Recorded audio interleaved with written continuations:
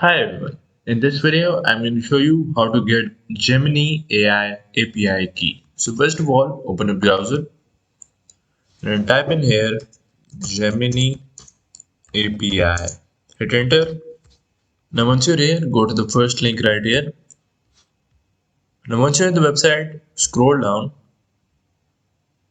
and look for this Get API key in Google AI Studio. Just click on it. And after that, you will be at this window right here. Now click on this Get API key and develop your own environment right here. And you will be at Get API keys right here. Now once you're here, click on Create API key and click on Got it.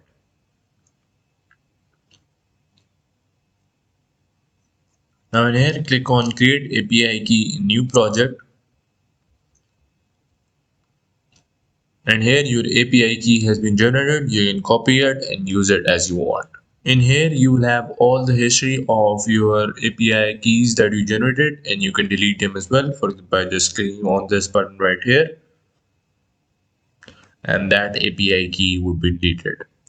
So that's pretty much it, and that's how you can get Gemini AI API key. Hope you guys liked it. Thanks for watching. Bye.